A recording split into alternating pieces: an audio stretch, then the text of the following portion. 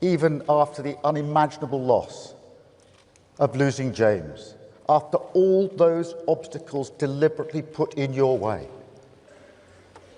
With this Hillsborough law, you and the other families, some of them are with us this afternoon, and other campaigners, have served a degree of justice for James, for the 97, but also for thousands of people that you will never know and you never now have to go through what you went through. Thank you. Thank you.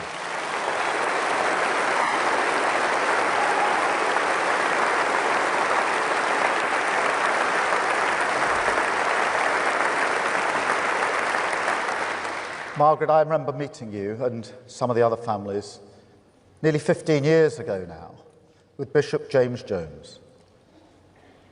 I was humbled to be able to campaign after such loss. As a father of a daughter aged 14 and a son aged 17 who goes to football with me, 1 year younger than James was, I honestly don't think I would have the courage to do what you have all done. I was also struck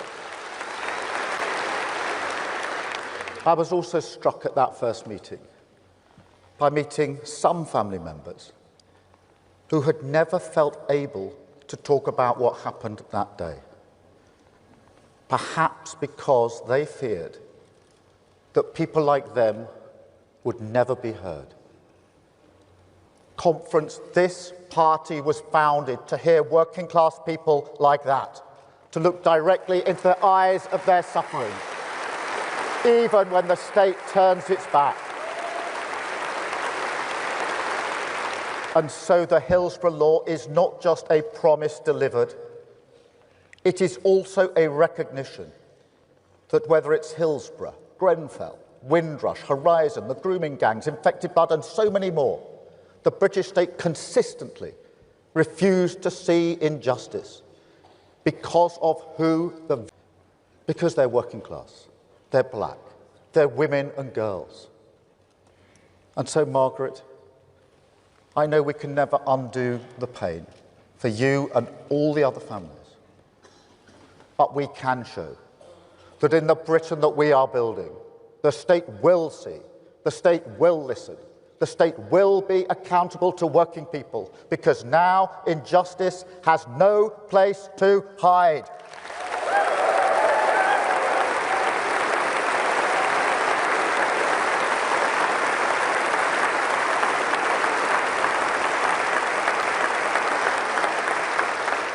That's National Renewal Conference, government and working people working together to drag us out of decline, building a new Britain. Now, it's an urgent task.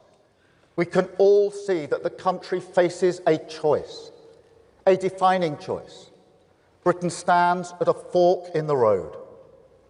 We can choose decency, or we can choose division, renewal or decline. A country proud of its values, in control of its future, or one that succumbs against the grain of our history to the politics of grievance. It is a test, a fight for the soul of our country, every bit as big as rebuilding Britain after the war, and we must all rise to this challenge. Yet we need to be clear that our path, the path of renewal, it's long, it's difficult, it requires decisions that are not cost-free or easy, decisions that will not always be comfortable for our party. Yet at the end of this, there will be a new country, a fairer country, a land of dignity and respect, everyone seen, everyone valued, wealth creation in every single community, working people in control of their public services, the mindless bureaucracy that chokes enterprise removed so we can build and keep building, clean British energy powering our homes, technology harnessed to drive us forward, our flags flying proudly as we celebrate difference and oppose racism.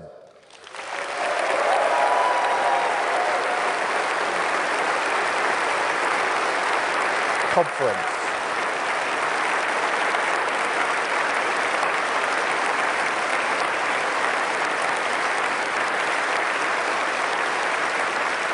Thank you, conference.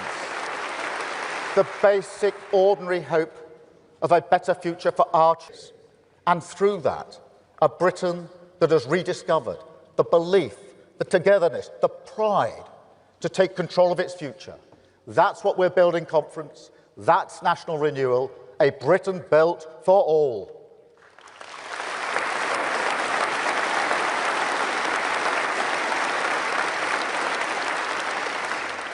But there is another path. We can call it the path of decline. But in truth, it leads to ruin, to chaos, to Britain being poorer in every sense. And it's a tempting path because it asks nothing of people, makes no demands, suggests no difficulties. All you need to do is listen to politicians who tell you there's a quick fix, a miracle cure, tax cuts that magically pay for themselves, a wealth tax that somehow solves every problem. That Brexit lies on the side of that bus. Click here for your new country.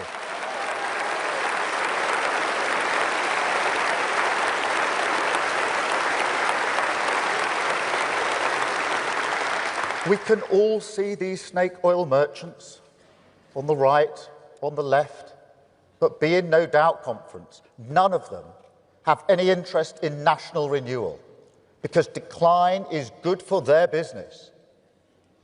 I mean, think about it. When was the last time that you heard Nigel Farage say anything positive about Britain's future? He can't. He doesn't like Britain, doesn't believe in Britain, wants you to doubt it just as much as he does. So he resorts to grievance. They all do. They want to turn this country, this proud, self-reliant country, into a competition of victims, saying to you, to working people, don't trust in each other. You can't fix this. This is not a great country. But it is, conference. It is a great country. It will always be a great country, a decent, pragmatic, tolerant, reasonable country that throughout history has stood its ground, stuck by its values, and built its future without fuss. That's the Britain I'm fighting for, conference, a nation of resolve, a land of respect, a Britain built for all.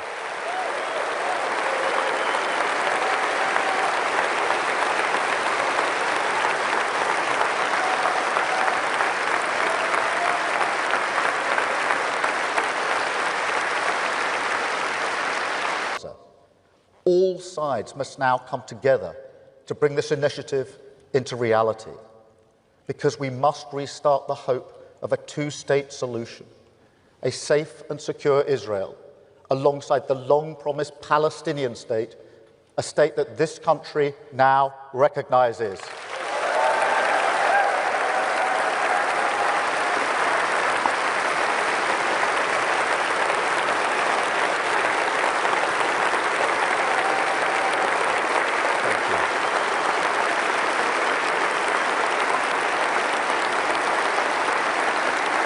Conference. Thank you, conference. Thank you. Conference, I will never give up on diplomacy, and I will never doubt British values, rules that protect those in need, respect for difference under the same flag, the freedom to live and let live. I will never doubt that these values make us strong in a world that preys on weakness. How could I? The progress, the prosperity, the peace I've seen throughout my life, the journey I've been on, from a working class background to this. I owe everything to this country and its values.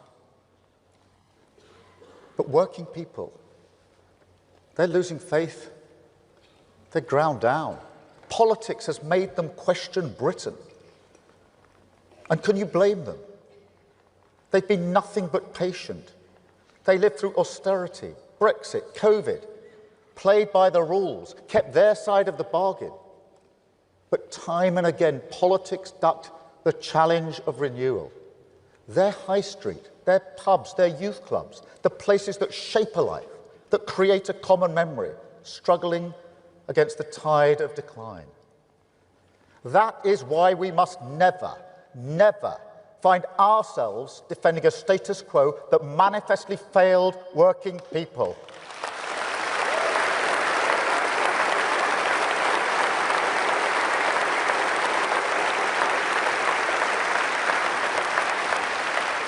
That's what I say to people who think it would be nice if we could just go back to politics before Brexit or the crash. And this does go back that far, conference.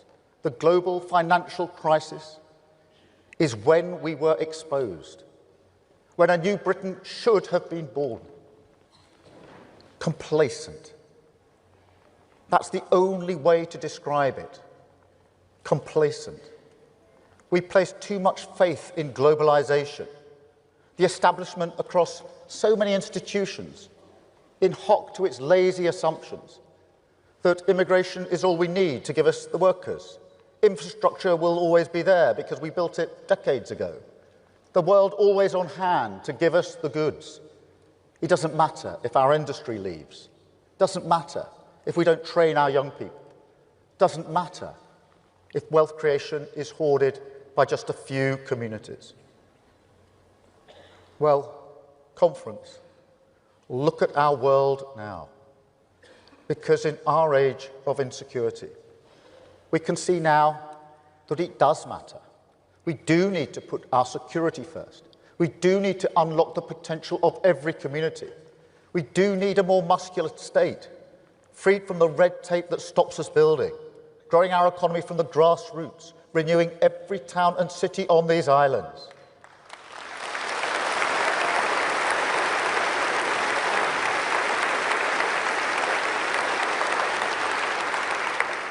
It comes back to growth. So much of it comes back to economic growth.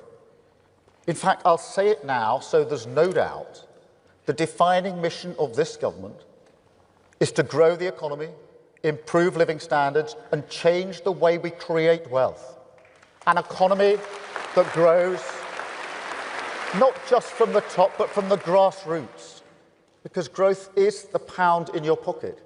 It is more money for trips, meals out, the little things that bring joy to our lives, the peace of mind that comes from economic security.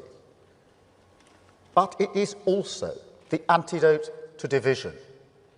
That's the most important aspect of national renewal. The way you grow an economy, not just how much, but who and where benefits, that can either build a nation or it can pull it apart. And in the world we must face, the threats we must defeat, Britain needs an economy that unites. Every person, every community, every great nation on these islands standing together, as so often in our past, facing down the threats of a volatile world.